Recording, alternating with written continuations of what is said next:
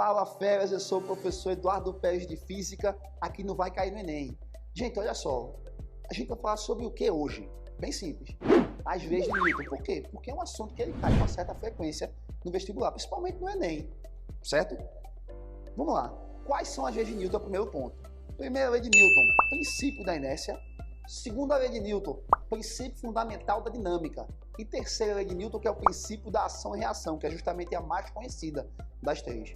Então, olha só, gente, mas como é que isso pode cair no Enem? Primeiro, vamos falar do princípio da inércia, que é a primeira lei de Newton, né? Vamos definir, entendeu? E ver como é que cai, né? Como é que vem na questão. A primeira lei de Newton, ela diz o seguinte, gente, que em um sistema isolado, ele tende a continuar no seu estado de repouso ou em movimento retilíneo uniforme, certo? Com velocidade constante. Então, olha só, mas como é que isso cai? Imagine, no caso, um cinto de segurança. Por que eu estou falando de um cinto de segurança? Porque o Enem, ele coloca situações reais, né? E o cinto de segurança é uma situação real. Imagine que o carro está a 120 km por hora, em movimento uniforme, né? E, de repente, ele se choca com algo.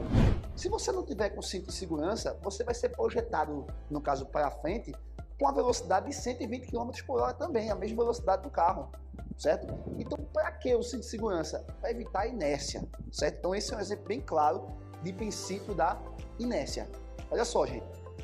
Segunda lei de Newton, que é o princípio fundamental da dinâmica, tá? Olha só, gente. O que diz esse princípio, primeiro? Ele fala o seguinte, que em um certo corpo, quando é aplicada uma força, vai produzir nele movimento ou aceleração. Tá? O que seria aceleração? É a taxa de variação de velocidade. É o quanto a velocidade aumenta ou diminui por unidade de tempo. Correto? Mas como é que isso poderia cair? De várias formas, gente. Já caiu no Enem de várias formas. Por exemplo, teve uma questão que ele colocou várias rodanas, né? E tinha uma pessoa, no caso, puxando um navio com essas rodanas. E no final você acabava usando aquela fórmula conhecidíssima, né? Que a força resultante é igual a massa vezes a aceleração.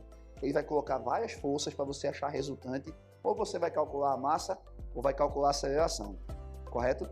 Mas assim, a gente chama de princípio fundamental, porque qualquer cálculo que você for fazer de força, né, provavelmente você vai ter que usar ela, né? Você vai ter que usar, no caso, a segunda lei de Newton.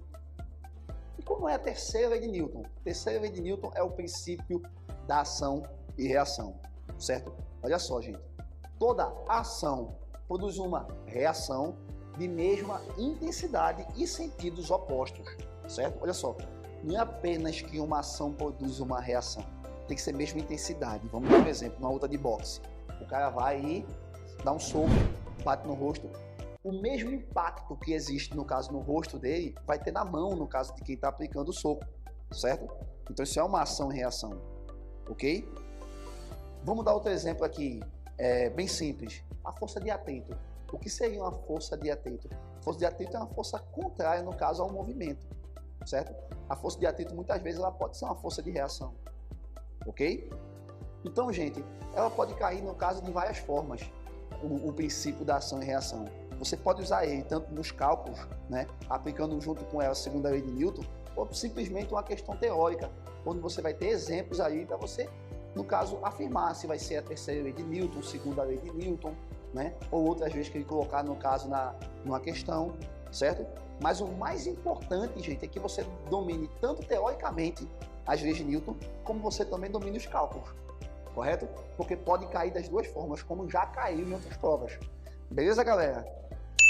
Agora que vocês entenderam sobre as leis de Newton e suas aplicações, eu convido você a se matricular, beleza? Porque eu vou estar lá para falar tudo sobre qualquer conteúdo de física com vocês.